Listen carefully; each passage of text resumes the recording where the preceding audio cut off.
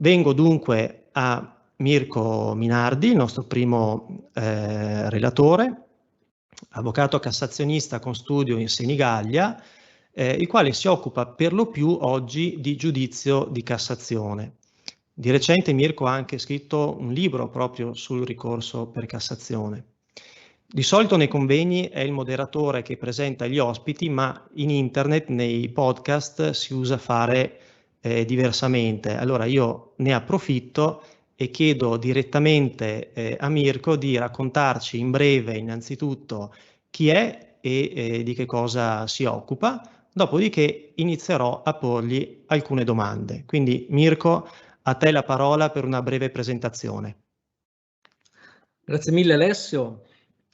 Allora, io sono un avvocato civilista che vive in una piccola città, neanche provincia, un comune della provincia che è Senigallia e che per certi versi incredibilmente oggi lavora al 95% sui ricorsi per Cassazione.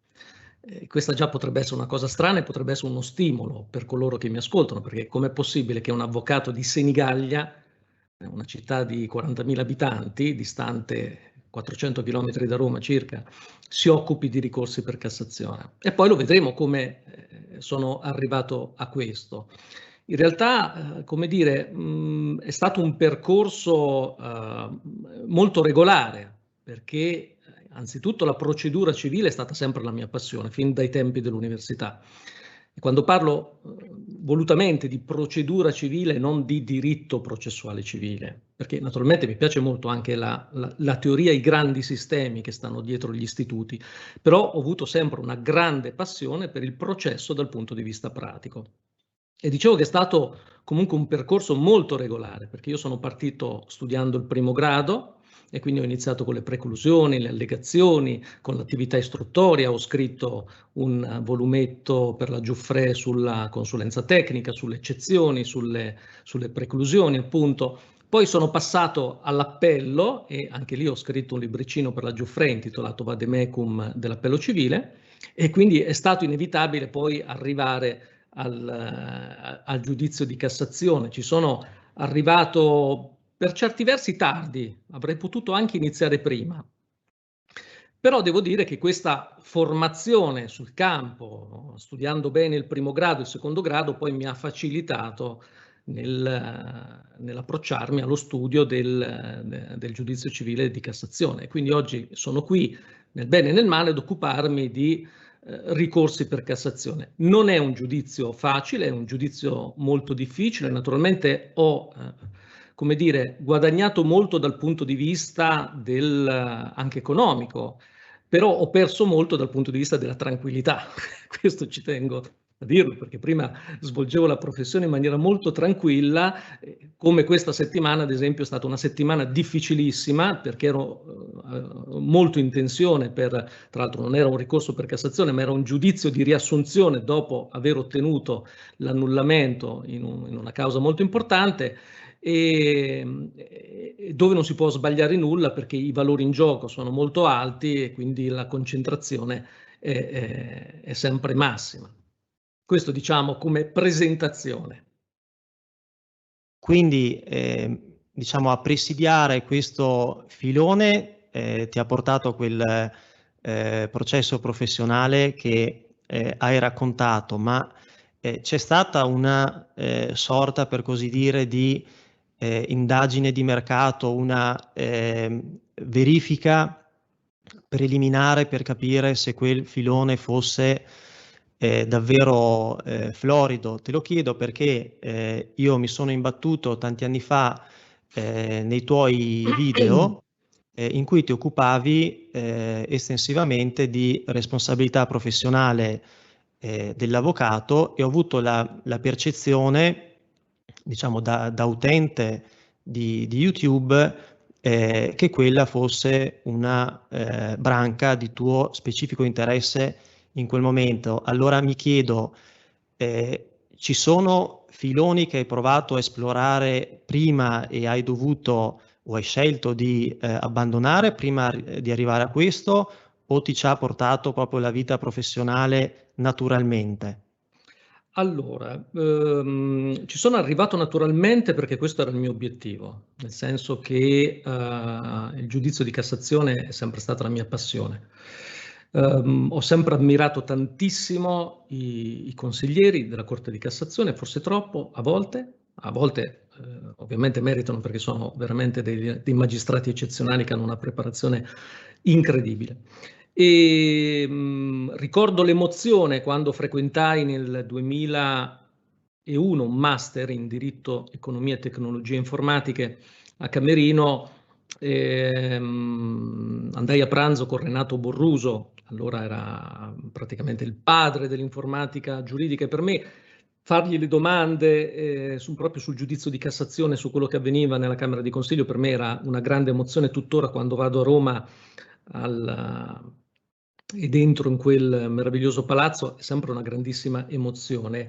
Quello della responsabilità civile non è un filone, responsabilità professionale dell'avvocato non è un filone che, come dire, ho coltivato particolarmente, innanzitutto perché è un po' antipatico, però mi erano capitati dei casi e devo dire io non li ho mai rifiutati, perché so che ci sono dei colleghi che per principio non accettano casi di responsabilità professionale, ma sono quegli stessi colleghi che poi si arrabbiano quando il medico legale non si vuole esprimere sulla responsabilità di un medico, un ingegnere non si vuole esprimere sulla responsabilità di un ingegnere.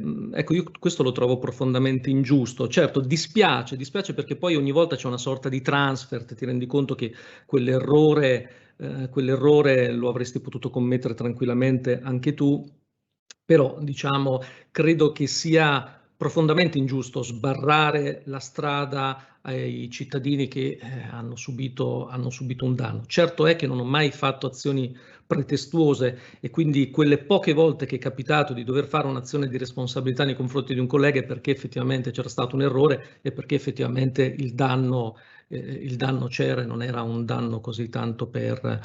Però diciamo che non è un settore che mi è piaciuto sempre poco. Anche perché solitamente quando gli avvocati vengono accusati di aver commesso un errore, spesso hanno anche delle reazioni scomposte, per cui mi sono arrivati esposti disciplinari, poi archiviati naturalmente, però insomma spesso le reazioni non sono mai piacevoli. Invece un settore che ho tentato di, come dire, di approfondire è stato il diritto bancario. Il diritto bancario 7-8 anni fa, però ho frequentato corsi, seminari, ho studiato, però mi sono reso conto che non scoppiava l'amore, cioè è comunque una materia che non mi piace. E allora se non c'è passione poi diventa difficile competere con coloro che hanno passione.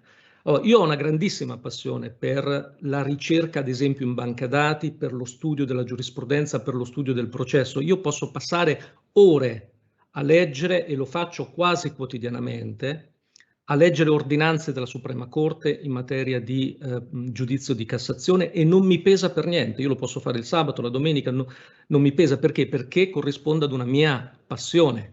E quindi chiaramente per qualunque persona che voglia competere con un collega, un altro professionista che ha una vera passione, diventa difficile. Quindi io non potevo competere con quelli che studiavano il diritto bancario e lo amavano anche, perché io non lo amavo e quindi per me era un peso, e quindi quando mi sono reso conto che era un peso l'ho abbandonato, quindi ho deciso di non seguirlo più. Quando capita qualcosa in studio ho un bravissimo collega che se ne occupa e quindi lo faccio fare direttamente lui. Chiaramente se c'è da fare un ricorso per Cassazione lo faccio io, però davanti ai giudici di merito non lo faccio più.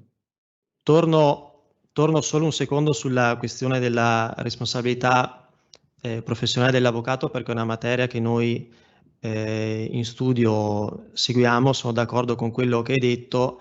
C'è una grande contraddizione in chi afferma e riafferma con forza la cosiddetta funzione sociale dell'avvocato e poi non vuole dare ascolto a esigenze di tutela dei clienti. Volevo farti un'altra domanda sulla materia che adesso hai approfondito, quella del giudizio di Cassazione, da un punto di vista di modello di business, che per alcuni colleghi è una parolaccia, ma così non credo che sia. Perché talvolta alcuni giovani sono spaventati dall'idea della nicchia perché pensano di mettersi in un cul-de-sac. E allora facevo questa considerazione sul giudizio di Cassazione, pensando che non so quanto sia scalabile, ed è questo che chiedo a te, perché da profano noi ci occupiamo molto di assistenza all'impresa, ad esempio, e capita quindi di seguire l'imprenditore nelle vicende societarie, ma poi l'imprenditore ha spesso una famiglia, degli ascendenti, dei veicoli, e quindi diciamo che dalla persona poi nasce un fascio di pratiche che possono essere seguite, e nasce anche un passaparola. Invece col giudizio di Cassazione mi riesce più difficile comprendere come dal singolo caso poi si possano riverberare altri casi per la stessa persona, a meno che tu non sia diventato ormai un lawyer's lawyer, quindi se ormai i tuoi clienti prediletti sono i nostri colleghi. Oppure mi smentirai ricordandomi i numeri che hai già dato in un altro video sulla mole di ricorsi per Cassazione che affannano la Corte, e quindi ci spiegherai che in realtà c'è un sacco di lavoro e magari c'è anche poca concorrenza. Ma allora, se pensiamo che ogni anno vengono depositati 30, 32, 36.000 ricorsi a seconda degli anni, certamente c'è spazio per tantissimi altri colleghi, quindi è un mercato assolutamente molto, molto interessante quello dei ricorsi per Cassazione. Chiaro che la mia clientela, come dicevi giustamente tu, ormai è composta quasi prevalentemente da colleghi, perché sì, capita anche il privato che fa delle ricerche, trova i miei articoli e quindi mi contatta per il ricorso, però diciamo che prevalentemente sono soprattutto i colleghi, e mi fa piacere molto questa cosa. Vedi, io ho aperto il mio blog lexform.it nel 2007, e occupandomi sempre di procedura civile, e l'ho fatto non con l'intento di, come dire, trovare delle occasioni di lavoro, anche perché difficilmente, sì, è capitato qualche volta, ma difficilmente un collega ti contatta per darti un incarico professionale per un giudizio di primo grado o di secondo grado. In alcuni casi è capitato, ma veramente, cioè, sono numeri insignificanti in 14 anni.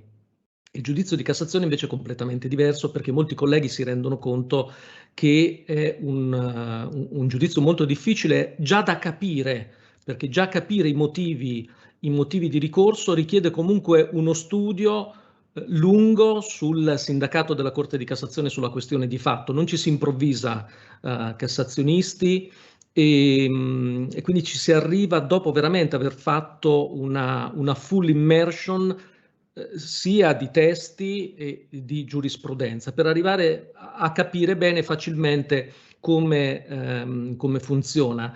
Per cui oggi il mio blog è l'unico blog che si occupa esclusivamente di ricorso per Cassazione civile, quindi inevitabilmente, per quanto non sia posizionato proprio in maniera ottimale, però inevitabilmente ogni tanto i colleghi fanno delle ricerche, arrivano sul mio sito e quindi si rendono conto dei vari problemi, si rendono conto della competenza che comunque ormai ho acquisito, e quindi mi contattano o per delle supervisioni, e allora io in quel caso mi limito a esaminare il ricorso alla luce della sentenza, oppure a volte li scrivo io, li firmano loro, oppure a volte mi dicono: guarda, io non ne voglio sapere niente, il cliente ha bisogno di impugnare per Cassazione la decisione, quindi se tu sei d'accordo, insomma, lo fai tu. Quindi ci sono queste diverse modalità. Ecco, e questa verticalità, come si usa dire, del tuo studio, come ha inciso e come incide tuttora sulla organizzazione del tuo studio? Penso soprattutto alla scelta e al coinvolgimento dei collaboratori, non so se tu ne abbia, quanti ne abbia, ma ecco, come è cambiato il tuo studio come organizzazione nel tempo sulla scorta della tua scelta e come questo si riverbera sulla posizione dei giovani. Questo te lo chiedo, faccio anche una nota personale, un aneddoto, perché a me è capitato in passato, ad esempio, di coinvolgere una giovane collaboratrice sul GDPR per un certo lasso di tempo, fino a quando un giorno mi è stato letteralmente lanciato il GDPR e da quello ho capito che quella non sarebbe stata, diciamo, la specializzazione prediletta della collaboratrice. Siccome nel nostro studio il mantra è che ciascuno deve occuparsi di ciò per cui ha passione, per le stesse ragioni che indicavi tu prima, ed essendo così particolare il giudizio di Cassazione, mi chiedo come e quanto possa essere coinvolto un collaboratore in uno studio così settoriale nel senso buono del termine. Allora, del giudizio di Cassazione mi occupo solo io e la mia fedelissima e bravissima segretaria.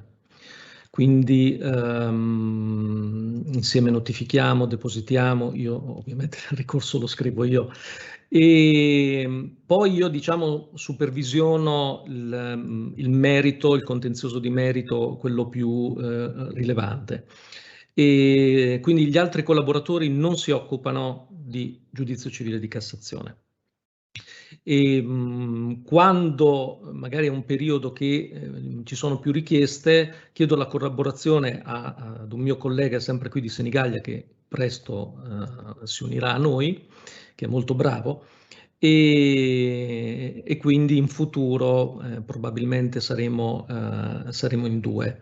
E poi gli altri continuano, insomma, a seguire le aziende e a fare soprattutto la contrattualistica e il contenzioso davanti ai giudici di merito. Quindi ci siamo divisi in questo modo. Io ormai mi occupo quasi esclusivamente di giudizio di Cassazione. Tu prima hai detto forse mi sarei potuto concentrare anche prima sul giudizio di Cassazione. Allora, visto che questo incontro è dedicato ai giovani, chiedo la tua opinione su questo punto. Ha senso, quanto ha senso per un giovane iniziare a specializzarsi, per così dire, subito a partire dalla pratica?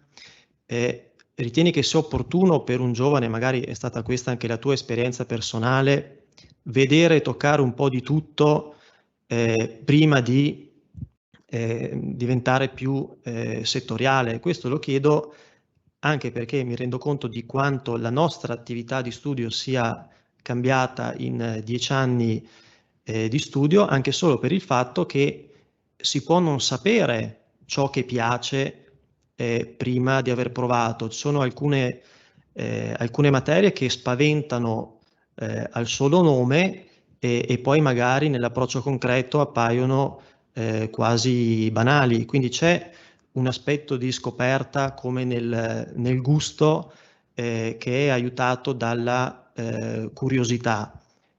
E spesso è il titolare che dovrebbe, credo, essere il primo a aiutare il giovane a essere curioso e a provare più cose per capire effettivamente che cosa intende fare per i prossimi 10, 20 o 30 anni.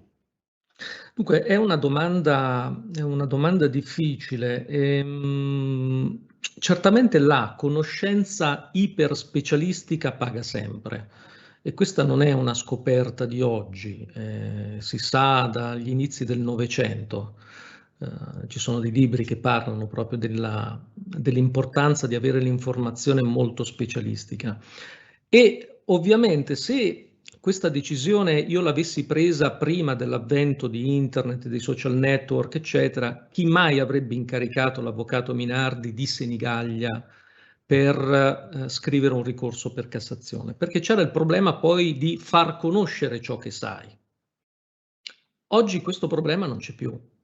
perché oggi c'è l'imbarazzo della scelta, nel senso che il giovane che si specializza in qualcosa chiaramente ha tantissime possibilità per arrivare a un mercato che è un mercato nazionale o, a seconda dei casi, può essere anche un mercato internazionale, tant'è che io ho clienti dalla Sicilia al Trentino, anche perché ormai vedo che, mentre forse fino a qualche anno fa, 5-10 anni fa, c'era magari un po' di diffidenza verso il professionista che non era della porta accanto, ormai proprio questo è un problema assolutamente superato. Sì, a volte capita che qualcuno mi dica: ma lei quindi non è di Bergamo? Dico: guardi, non c'è nessun problema, la distanza non è un problema, se proprio dobbiamo incontrarci, se vuole ci incontreremo. Quindi oggi è certamente più facile, perché qualunque avvocato di qualunque regione, di qualunque città, di qualunque piccolo paese, se vuole, ovviamente costruita una competenza, perché questo è importante, cioè bisogna studiare. Cioè io continuo a studiare tantissimo, io dedico tuttora ore e ore e ore della mia settimana a leggere le nuove ordinanze della Corte di Cassazione, facendo ricerche ovviamente mirate per vedere se è uscito qualcosa di nuovo in materia di inammissibilità, improcedibilità, autosufficienza, eccetera. Continuo tuttora.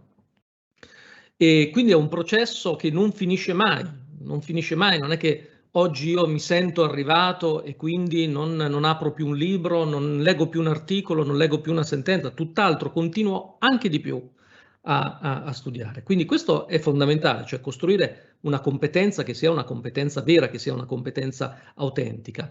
Però, come dicevamo all'inizio, devi far conoscere che hai una competenza. E oggi è relativamente semplice perché, ripeto, c'è YouTube, ci sono i social network, ci sono i blog, per quanto nel 2007, quando io ho aperto il mio blog, il blog andava molto di moda, oggi va meno di moda, però comunque le possibilità anche, vuol dire, molto economiche ci sono e vanno sfruttate. Quindi bisogna comunque intercettare una domanda e chiaramente avere un prodotto da offrire. Ecco, ma se domani entrasse nel tuo studio o nello studio ideale un giovane, tu lo esporresti subito al core business del tuo studio e quindi ne faresti già uno specialista giovane o avresti piacere che vedesse un po' di tutto per capire esattamente quali sono le sue inclinazioni? Allora sì, naturalmente è importante che si renda conto di quelle che sono di come può essere strutturata la professione. Ad esempio, io all'inizio pensavo di voler diventare un avvocato penalista. Poi mi sono reso conto che non avevo le qualità per essere un bravo avvocato penalista, perché io non ho quella prontezza di riflessi che si richiede ad un penalista. Io ho bisogno di ragionare, ho bisogno di tempo e per me lo scritto è la sede ideale. Quindi anche per questo io ho scelto il ricorso per Cassazione, perché la mia più grande, come dire, la mia più grande abilità è scrivere e non è certamente, anche se poi mi piace ogni tanto fare qualche processo penale, però mi rendo conto rispetto ai veri avvocati penalisti che non ho quella prontezza di riflessi quando c'è un controesame, di cogliere il momento per intervenire. Quindi la dimensione mia ideale è proprio quella del civilista. Quindi è importante. Dopodiché, ecco, bisogna capire qual è il talento, perché non tutti siamo fatti per la stessa cosa. Io, ad esempio, ho un collega che è giovanissimo, perché ha 35 anni, ma è straordinario nelle negoziazioni, è straordinario quando dobbiamo, ad esempio, seguiamo le aziende in varie acquisizioni, contratti, e lui ha una capacità straordinaria che io non ho. E quindi, nonostante lui sia molto più giovane di me, perché lui ha 35 anni, io ne ho 52, io ho sempre detto vai avanti tu, perché tu sei molto più bravo di me.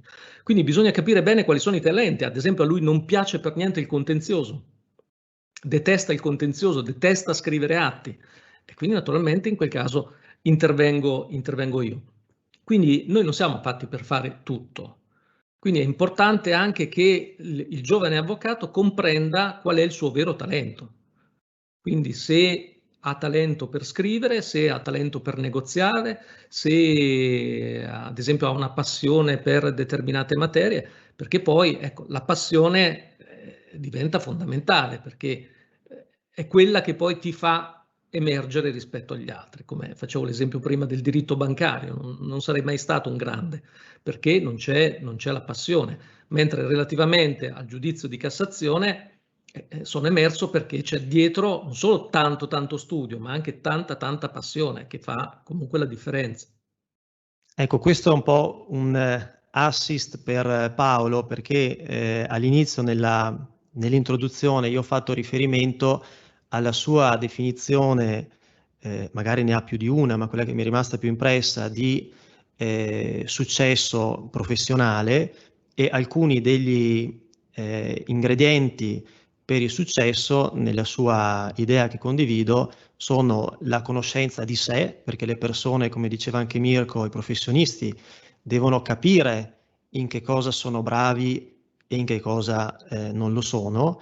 E poi il secondo ingrediente è la passione, perché c'è un mix fecondo appunto fra i talenti, le predisposizioni e la passione. E poi ci sarà il terzo elemento, che è quello del riconoscimento esteriore, perché finché ce la diciamo fra noi stessi che siamo bravi è un conto, quando invece è il mercato che ce lo riconosce, ecco che la dimensione diventa un'altra. Sempre riguardo ai giovani, un argomento di attualità, purtroppo di attualità da anni per la lentezza dei processi in Italia, è quello delle specializzazioni. Specializzazioni che sono per ora rimaste un po' sulla carta, e quindi in questo momento emergono gli specialisti di fatto, come Mirko, che al di là del bollino, del sigillo di qualità, è un professionista che da anni si occupa di un determinato settore e il mercato lo ha riconosciuto come un esperto di quel settore. Allora ti chiedo, magari se brevemente vuoi dirci che cosa pensi di questa spinta sulle specializzazioni, e se pensi che sia utile per un giovane andare in quella direzione, come viene impostata ora dal legislatore, quindi non solo con l'attività specifica in studio, ma con l'obiettivo di acquisire quella sorta di certificazione di qualità di specialista. Guarda Alessio, io ho seguito veramente con pochissimo interesse tutta la questione delle specializzazioni, a parte che veramente ho l'impressione che quando gli organi forensi si muovono è come se andassero in giro con una diligenza in un mondo che ormai, insomma, automobili, aeroplani, eccetera. Credo che conti di più veramente la specializzazione che si acquisisce sul campo, più che ecco, il bollino specialista in diritto di famiglia, eccetera. Credo sia importante acquisire una vera competenza e poi, come dicevamo prima, far sapere agli altri che si ha una certa competenza, come appunto scrivendo articoli, scrivendo libri, facendo video in questo modo, più che il frequentare una scuola e poi poter mettere inserire nel sito internet specialista in. Non so quanto oggi effettivamente possa rappresentare, come dire, una carta in più per poter aumentare il volume d'affari. Insomma, ho qualche perplessità in questo. Condivido le tue perplessità. Io sono diventato cassazionista quest'anno. Come sono diventato cassazionista? Pagando un obolo di circa 800 euro, quindi io sento molti colleghi che si vantano di essere cassazionisti, e io dico sempre che essere cassazionisti è come portare gli occhiali da vicino, perché è solo questione di età e comporta un costo. E quindi, al di là della provocazione, un conto è essere cassazionisti sulla carta e un conto è essere esperti nel giudizio di Cassazione. Però trovo anche paradossale, da avvocato, che sia così complicato per un avvocato, ancorché bravo e studioso, approcciarsi al giudizio di Cassazione. Cioè, una parte di me dice non dovrebbe essere così complicato e non dovrebbe esserci una tale tagliola rispetto alle iniziative in Cassazione, tale da, diciamo, rendere affidabile solo una minima percentuale di professionisti che deve dedicarsi tutto il giorno solo ed esclusivamente a quello, perché non dimentichiamoci che si parla della tutela dei diritti dei cittadini, non si tratta del pregio o del livello del professionista coinvolto. Quindi volevo avere anche da te un parere sul campo, perché insomma sento qualche mio coetaneo che appena diventa cassazionista non vede l'ora di cimentarsi nel giudizio di Cassazione, e ecco, esserlo e farlo sono due cose credo molto diverse. Ma guarda, il giudizio di Cassazione è connotato da un formalismo esasperato ed esasperante. Perché questo? Allora, diciamo che è una caratteristica un po' delle Corti Supreme, in cui c'è molto più formalismo rispetto alle corti di livello più basso. Però al di là di questo è innegabile, ma lo dicono tra le righe anche i consiglieri in alcuni loro libri, che il formalismo ha la stessa funzione che la prescrizione ha nel sistema dei reati, cioè ha funzione deflattiva. E questo è molto triste. Questo è molto triste perché vedo che molto spesso ricorsi vengono dichiarati, tantissimi ricorsi vengono dichiarati improcedibili, magari c'è una sezione che trova un cavillo, a ruota seguono un po' tutti quanti finché non intervengono le sezioni unite per cercare di ridimensionare, accaduto in tempi recenti, ad esempio con le attestazioni di conformità.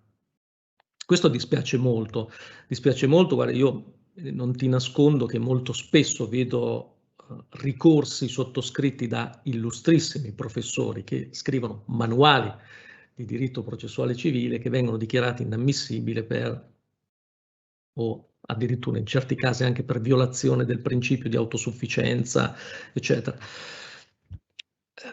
La Corte ha dettato nel corso degli anni una serie di regole e quelle regole devono essere rispettate. Poi ovviamente anche all'interno della Corte non tutti i giudici ragionano allo stesso modo.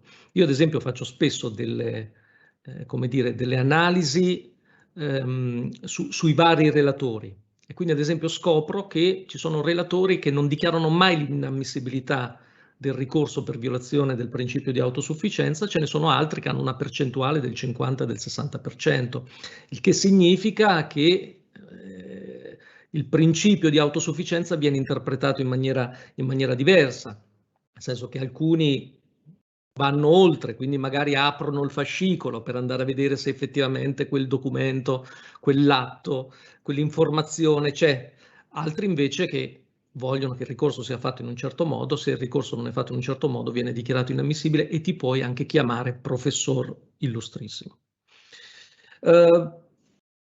Purtroppo dispiace molto e non ti nego che ogni volta che notifico un ricorso invecchio di 3-4 anni, infatti dal punto di vista, insomma, mi sento tra i 90 e i 100 anni, perché effettivamente, tant'è che ho creato delle checklist per cui ogni volta che notifico un ricorso c'è tutta una serie di verifiche, di controlli che vengono fatti appunto con la mia segretaria, per evitare proprio che sfugga sfugga a qualcosa, un elemento che può essere banalmente anche l'errore della sentenza, del numero della sentenza nella procura alle liti.